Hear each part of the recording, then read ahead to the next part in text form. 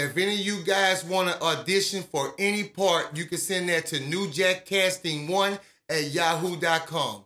If you audition for a part, make sure you're totally willing to commit to that part, because most of these parts are disturbing. But make sure you're totally committed to playing that part. That's at newjackcasting1@yahoo.com. newjackcasting1@yahoo.com. Okay, we're going to pick this up from that night after Sergeant Dunbar violated Anthony Yarbrough. We're going to pick it up from that night. Let's go. Now, most of the dorm at this point was asleep. We all had stripped down to our boxes because it was still hot and gotten our racks. Man, come on, man. Chill out, bro. What the fuck is you talking about? Chill out. You done gave Sergeant Dunbar, son. Come on, man. I don't want to do this. You really pissing me off right now. I want to knock your ass off. Stay still. Now, at this time, they done woke the whole dorm up. And the dorm is watching Beast go in this man's boxes and stick his finger in this man. Bring the Vaseline, Teddy. Now, Teddy from the S-Divers is Beast's right-hand man since Black and Juven got rolled out. So he calls out to Teddy and tell him to bring the Vaseline over and tell him bring the boys with him. You better not swerve or nothing. And just like Sergeant Dunbar, Beast and the S-Divers ran at Anthony Yarbrough with no resistance at all. Sleep late, lose weight. We go to chow and we come back to the dorm. The warden put the whole dorm on NWF. That's 2 days of no workforce. So when we get back to the dorm, everybody moving around, taking bets about Anthony Yarbrough if he gonna sit down and stand up, but everybody already know he gonna sit down, so that's how they bet. Now, down at homeboy, Kokai is walking around taking up all the money, and instantly Beast spots him, and Beast start making a beeline straight towards him. You gonna give me that shit or you gonna make me take it? Man, this Donut money, I can't do that, big man.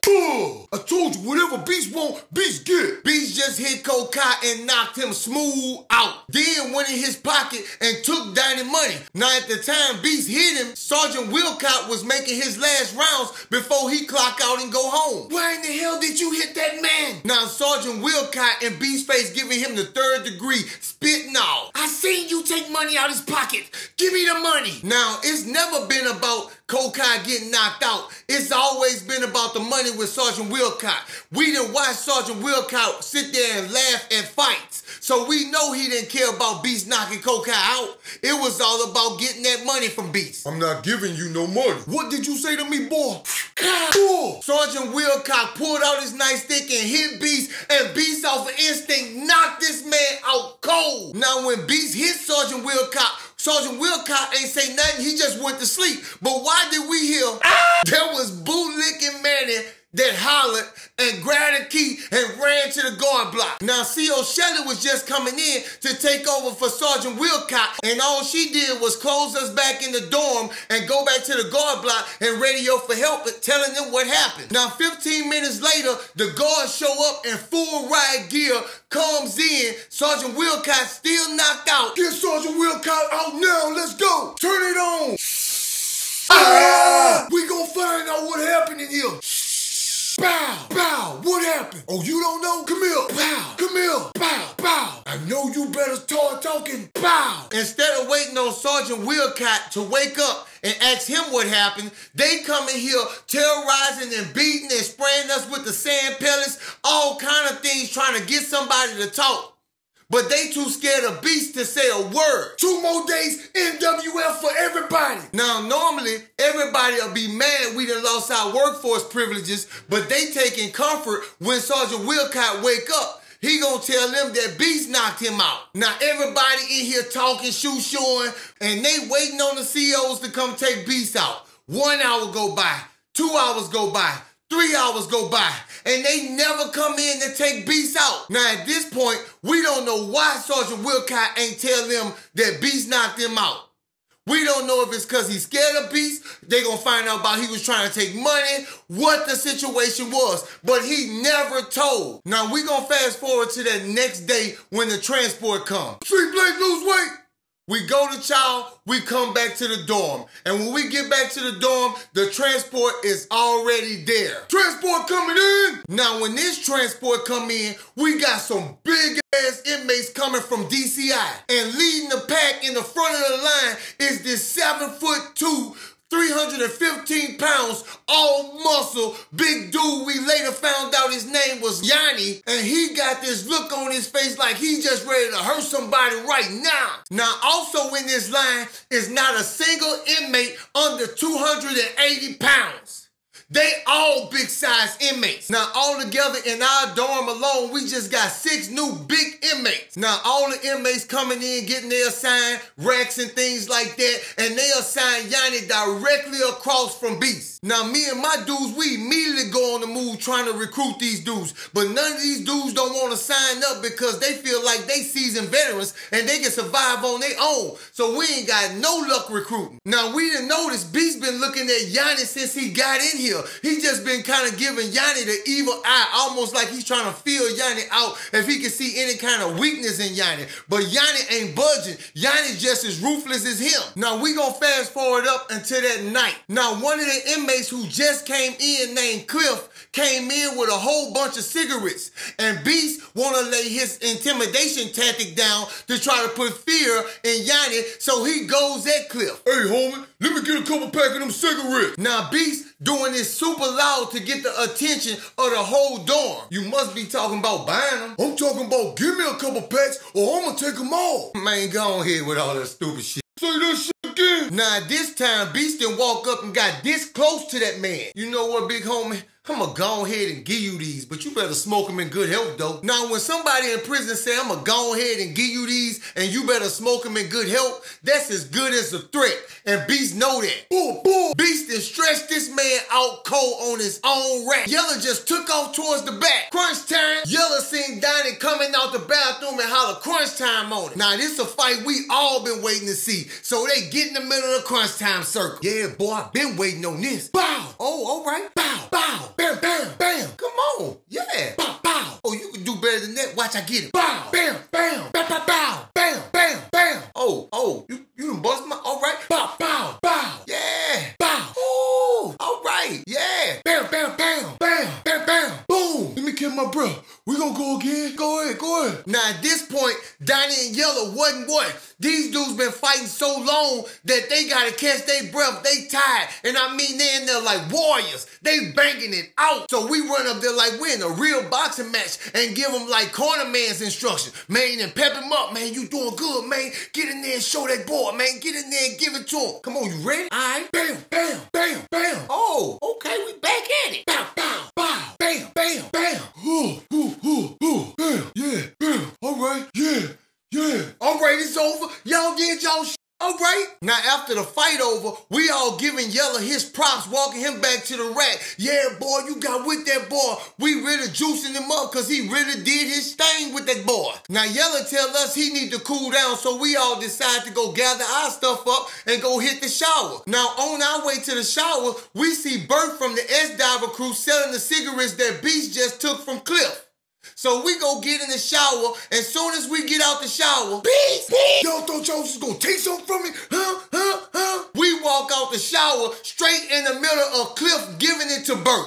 I mean, he giving it to Bert raw. Now, as he give it to Bert, he takes the cigarettes and the money that Bert had on him, and B started running towards him. But by that time, Manny is making his way to the door and open the door and head to the guard block. Yeah, okay, all right, I'm gonna see you again. Yeah, I need everybody in front of their racks. So the guard come in and everybody get in front of their racks. Cliff just walking off with a smile on his face. And about 10 minutes later, the medics and some more guards come in and roll Bert right on out of there. Now we gonna fast forward up to when everybody done went to sleep for the night. Now up until this point, nobody has ever heard Yanni speak.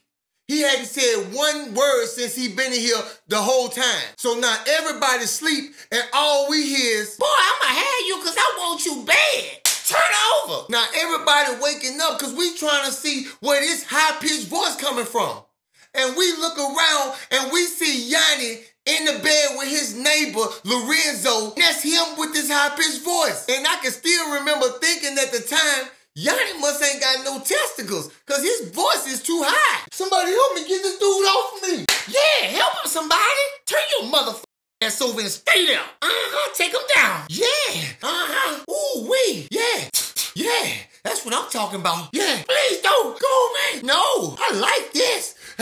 Ooh, wee. Ooh. Ah! And that's the night Yanni showed the whole dorm who he was.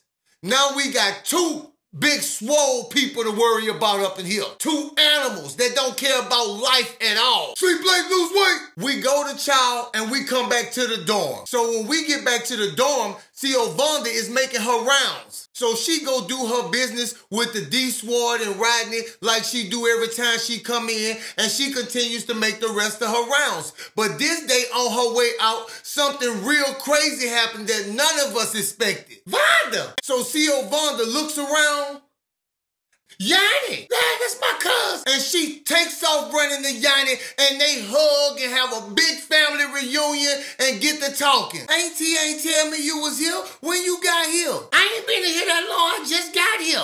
I ain't even called home yet. Boy, you better go call home. You know how crazy Auntie is. And Vonda and Yanni sits there and talk for about 2 hours about nothing, hugging, and I'm happy to see you. This is a family full of crazy motherfuckers.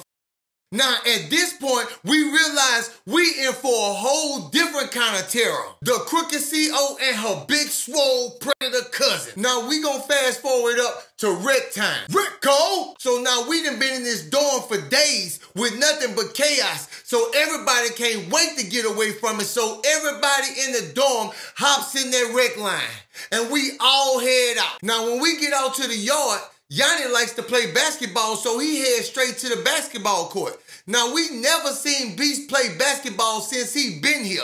He'll always go find somewhere and sit down and just sit down out there. But today, he wants to go to the basketball court. Let's run a 2-on-2. All right, you pick a little man, I'm gonna pick a little man. So they both playing team captain, and they both pick a little man, and they start playing basketball. Now, the whole time they playing basketball, they talking shit to each other. D up, boy. No, you D up. See, the thing about big dudes is they can't get along because they both want to be the head in charge, the big man on campus. So now Beast's little teammate goes up for a layup. Where you think you going with that? Boom! Now, the way I perceived it with my eyes, Yanni caught this man in mid-flight in the air and slammed him. Man, what's wrong with you? What the you did that? He shouldn't have been coming in here weak, boy. So him and Beast going backwards and forward, backwards and forward. They end up having a super heated argument. But at the end, Yanni tells him, I ain't bought all that argument, boy. You heard me? If we gonna get into it over something, it sure ain't gonna be over no nothing. Now, if you step to me wrong again, we just gonna have to get it. And you better stay the fuck on my way. So after that, they both walk off the court looking stupid at each other. Now, if you ask me, the argument was never about basketball. That was their moment to size each other up and see who was gonna back down first. So after that, him and Beast started getting into it on the regular. It was after this moment they couldn't even stand each other. Rick, time over! Now we head back in the dorm. Once we get back in the dorm and everybody gets settled in, we see Yanni starting to walk around. Now as he walking around, he going to the same dudes that came in with him that we approached to sign up with us that said they didn't want to be down with nobody. They signing up with Yanni. Now you see Yanni getting deeper and deeper and deeper. Now everybody just scattered about the dorm, going about their day-to-day business. And we at Drew Rack playing cards, and we see Beast get up and start walking real fast. I told you I was gonna catch you. Yeah. Bull, bull, bull, bull, bull, bull, bull, bull. I don't play that. Bull. Bull, bull, bull, bull, bull, bull, bull, bull, bull. Now, there was something funny, man.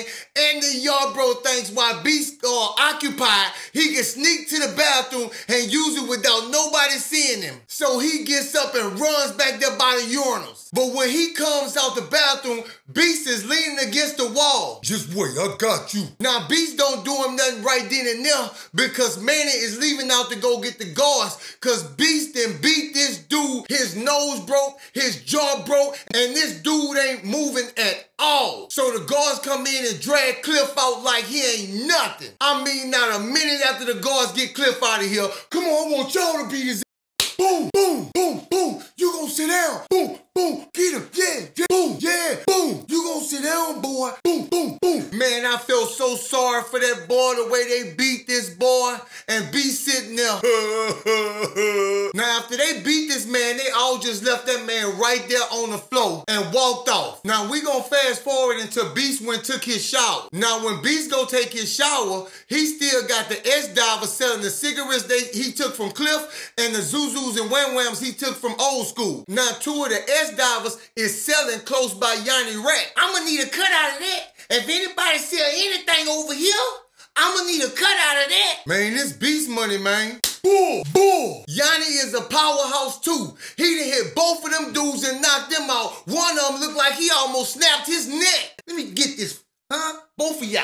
Yeah. Now tell Beast, if he want this, come see me. So Yanni takes the money and walk back to his rack and put his weapon on his chest because he know Beast coming at him as soon as he get out the shower. Now while this going on, they got a Mexican crew up in here. Up until this point, they ain't been relevant because nobody gets into it with them. But Timo at the back arguing with them over something. I don't know to this day what they was arguing about, but they going backwards and forward. Yeah, Timo, I advise you get your homies and walk off. Now at the time, Timo only had 2 of his boys with him, and the Mexicans is like 7 deep. Say, boy, who you think you talking to? Boom, boom, boom, boom, boom. Bow, bow, bow, bow, bow. Yeah, get the circle. Bow.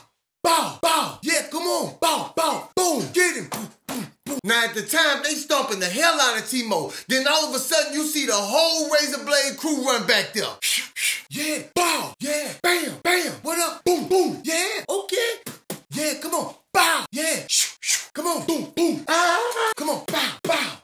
They done turned this into an all-out brawl. These two dudes on both sides then jeopardized their whole crews because Timo got his crew sliced up, Jose got his crew sliced up. Now what makes things so bad, Timo done stepped out the mix and Jose done stepped out the mix. Now it's just they crews getting hurt. Now when they see Manny going to the door, they all start breaking and running. But they got dudes on the floor that ain't moving. Now Manny gets out to the guard block and tell the CEOs what's going on. And once again, it takes them 15 to 20 minutes to make it in here. I want everybody on the floor face down, hands behind your head. Now it takes the medics another 10 minutes to arrive here. So they finally come in, secure the scene, start giving aid to the hurt people. They get them situated and roll all of them out that's hurt. And then everybody go back about their business like ain't nothing happened. Now at this time, Beats out the shower and he headed over there to where Yanni at. So Yanni jumps up with his weapon in his hand and Beats just look at him and tell him, so you done just played with your life, huh? Shit, boy, I told you, don't nobody tell nothing over here unless I get a cut. When I come for you, not even that of a cousin C.O. Vaughn gonna be able to help you, boy. You better sleep light, boy, cause when I come, you ain't gonna hear it. I'm gonna be silent when I move. Now, Yanni and B just going backwards and forward at this point. But they mean just what they say. Cause after this argument right here is when they really start going after each other. But the crazy thing about it all is a bunch of innocent people and a bunch of people who ain't start this beef get hurt in the process of them trying to settle their beef with each other. Okay, guys. Like I said in the beginning, if you want to audition for a part, send your video to newjackcasting1@yahoo.com. This email is for video, audio only. No messages will be read in text form, only viewed in video or audio form. So newjackcasting1@yahoo.com. Thank you guys, and I'll see you soon.